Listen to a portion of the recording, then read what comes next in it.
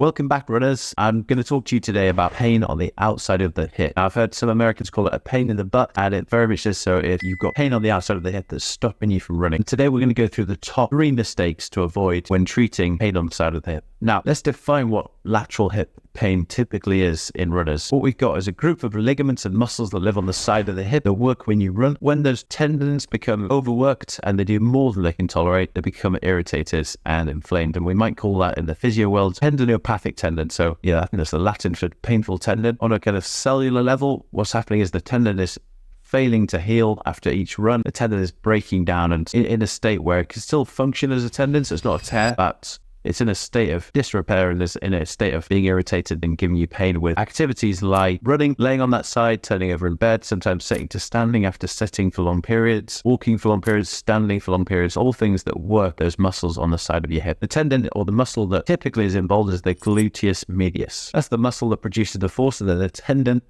that attaches the muscle into the bone is the thing that gets irritated, basically. There's some really common mistakes that people make when they're trying to make progress, when they're trying to get rid of the hip pain. It's mostly because there's lots of rubbish on the internet, basically. So I'm going to go through some really key mistakes to avoid, starting with number 1. Number 1 is too much stretching. Now, we all know that when you're in pain, it feels good to stretch. You create a little bit of discomfort, and then afterwards it kind of feels quite nice. But tendons don't like being stretched because it compresses the tendon, basically, and that's the bit that the tendon really doesn't like. So, for example, Achilles pain sufferers that we've treated have come in and they've had the back of their shoe cut out to take off all the pressure from the shoe pushing on the tendon to stop this compression, basically. Stretching the tendon when you've got lateral hip pain is more likely to irritate, provoke, and slow down the healing and basically make it more and more sensitive.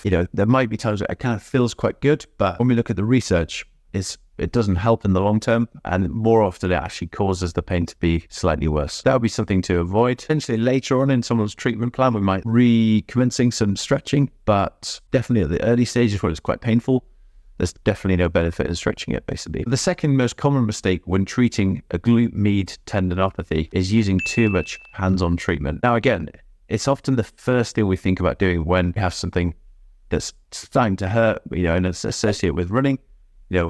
Massage, things like that become the first things that people want to do, because it kind of gives you that feeling like you just want to get this knot out of the side of your hip. You kind of just want to get this muscle to relax. It's the same as stretching it. It compresses the tendon, and that is just going to really sensitize and make the tendon very, very angry. And it's kind of frustrating because as physios, we want to get our hands on. We want to make our patients feel better. And when we have something like hands-on treatment, we'd much prefer if it did help. But when we look at the research, anecdotally, in the treatment room, it just really irritates and flares people up, basically. So things like foam rolling, getting the Theragun in there, getting your friend's elbow in there, getting a massage therapist to sort of knead into the side of the hip is going to really irritate it, basically. There's lots, there's better things that you could be doing as well. Now, the third mistake that people make is there's kind of 2 sides to this one. So it's about learning your limits. People often kind of don't fully understand the injury and therefore don't understand what they should be doing and what they shouldn't be doing. So let me take one example for you. So some people start to just wrap themselves up in cotton wool and do nothing, and they're just not bed rest, but no exercise. If it hurts, that means it's damaged,